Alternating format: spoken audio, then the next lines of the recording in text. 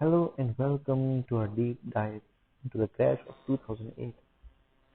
This financial disaster had far-reaching consequences that are still being felt today, so important to understand what caused it and how we can prevent something like this from happening again.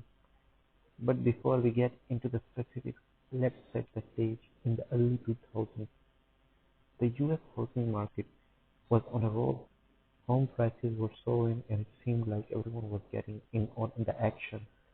People were taking out mortgages left and right, and the banks were more than happy to lend them the money. But behind the scenes, a dangerous trend was emerging: the proliferation of subprime mortgages. These were home loans given to borrowers with poor credit history, and they often came with high interest rates. The banks saw an opportunity to make big profits, and they started offering subprime mortgages left and right. At first, everything seemed to be going well. Borrowers were able to buy homes that they might not have been able to afford otherwise.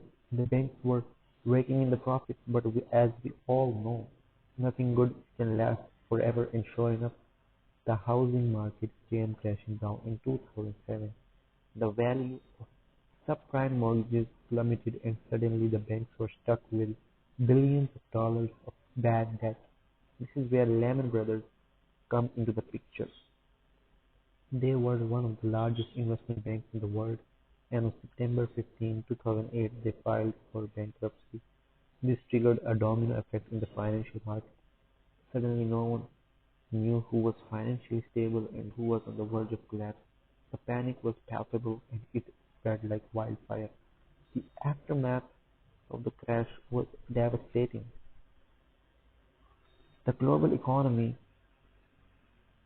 slipped into a recession and millions of people lost their homes and their jobs.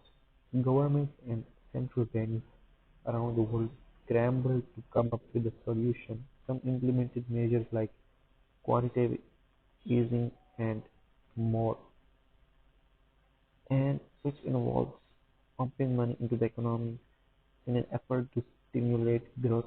So, what can we learn from the crash of 2008? For one, the importance of being financially responsible. Both as individuals and as a society, it's easy to get caught up in the hype of a booming market, but it's crucial to remember that it can all come crashing down at any moment. It's also a reminder of the need for proper regulation in the financial sector.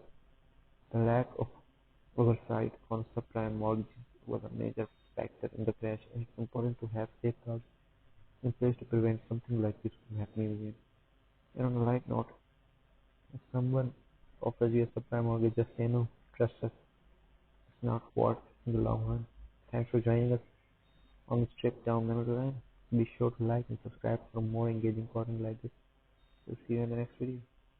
Bye bye.